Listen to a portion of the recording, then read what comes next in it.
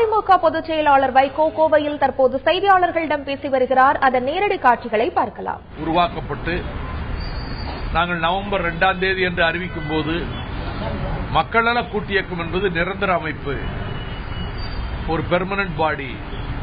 அதில் Marxist communist கட்சி, விடுதலை சிறுத்தைகள் கட்சி, இந்திய கம்யூனிஸ்ட் கட்சி, மறுமலர்ச்சி திராவிட முன்னேற்ற கழகம் 4 நிரந்தர உறுப்புகள்.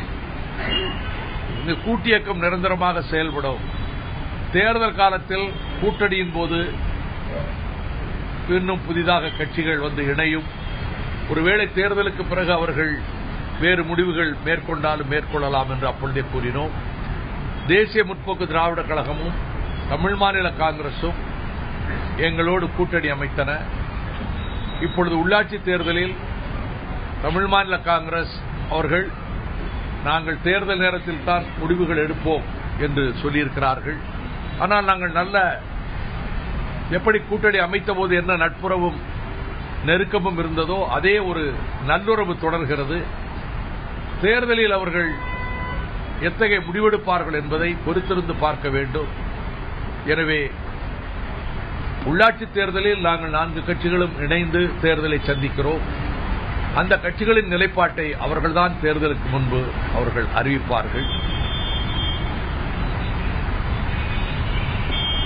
இந்த சுவாதி கொலை வழக்கில் கைது செய்யப்பட்டிருக்க ராம்குமார் உண்மை குற்றவாளியை தப்பிக்க வைக்கிறதுக்காகவே இவரை அந்த வழக்கில் இணைப்பு போனதுன்ற மாதிரி தகவல்கள் இணையதளத்தில் வெளியே பரவிட்டு அந்த கழுத்தறுக்கு அவர்கள் காவல்துறை தான் கழுத்தறுக்காங்க, இவர் கழுத்தறுக்கல அப்படின்ற தகவல்கள்லாம் பொதுவாக பரவிட்டு.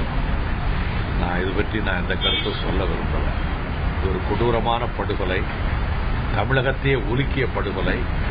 இதற்கு காவல்துறையினர் இதில் 8 நாட்களில் அவர்கள் கடுமையான முயற்சிகள் மேற்கொண்டு இந்த ராம்குமார் என்பவரை கைது செய்திருக்கிறார்கள்.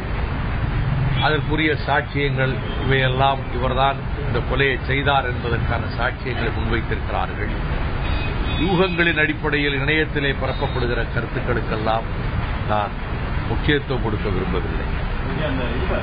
இந்த வழக்குல குற்றவாளி ஒரு தரப்பா இருக்கப்ப வழக்கு விசாரணைக்கு முன்னாடியே பிலால் மாலிக்கின்ற நபர் தான் கொலை செஞ்சார் அப்படின்னு சொல்லிட்டு பாஜக சேர்ந்தவர்களும் வைத்தி மகேந்திரன் போன்றவர்களும் கருத்து தெரிவிச்சிருக்காங்க.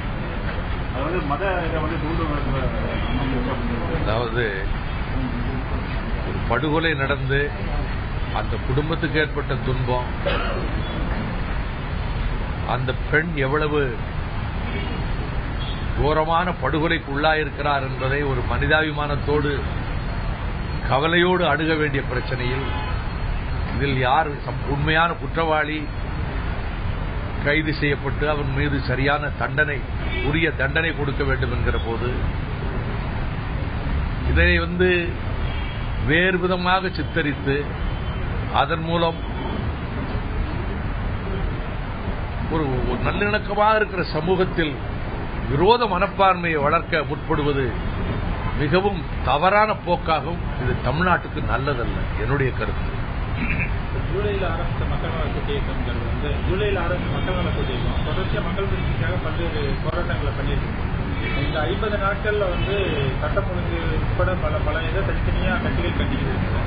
மக்கள் நல கூட்டியக்கம் சார்பில் இன்னும் போராட்டம் இல்லை, நாங்கள் ஒவ்வொருத்தருக்கும் ஒவ்வொருத்தர் பணிகள் இருக்கு. இப்போ நாங்கள் ஒவ்வொருத்தரும் இந்த மாவட்ட வாரியாக சுற்றுப்பயணங்கள் இருக்கிறோம். தனித்தனியாக தேர்தலுக்கு பிறகு அந்தந்த கட்சிகளுடைய தோழர்களை சந்திக்கிற பணியில் இருக்கிறது. இப்போ சிபிஐயிலிருந்து அகில இந்திய அளவில் நடக்கிற நிகழ்ச்சிகளுக்காக அவர் மாநில செயலாளர் சில நிகழ்ச்சிகளுக்காக 10 நாள் டெல்லிக்கு போயிட்டு வர போறாங்க.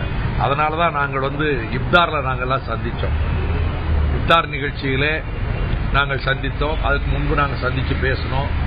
ஒவ்வொரு அலுவலகத்துக்கும் நான் சென்று மணிக்கணக்காக அவர்களோடு உரையாடி இருக்கிறேன். சிபிஎம் அலுவலகத்துக்கு சென்று, சிபிஐ அலுவலகத்துக்கு சென்று, விடுதலை சிறுத்தைகள் அலுவலகத்துக்கு சென்று நான் அவர்களோடு மணிக்கணக்காக உரையாடி இருக்கிறேன். தேர்தல் முடிந்து 1 வார காலத்திற்குள். மதிமுக பொதுச் செயலாளர் வைகோ கோவையில் செய்தியாளர்களிடம் பேசியதன் நேரலையை பார்த்தோம்.